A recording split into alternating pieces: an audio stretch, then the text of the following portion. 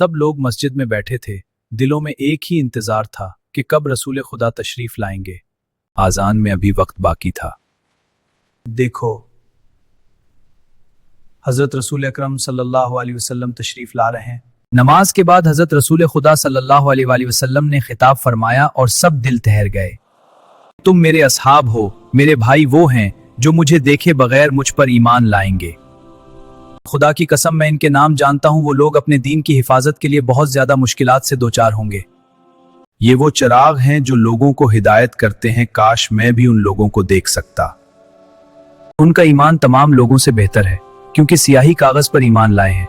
उन्होंने मुझको देखा नहीं है, ना अपने इमाम जमाना को देखा है, लेकिन उनके दिल नूरे ईमान से रोशन है।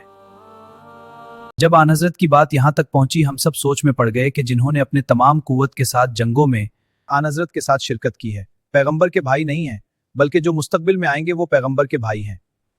एक काश हम भी इस जमाने में होते।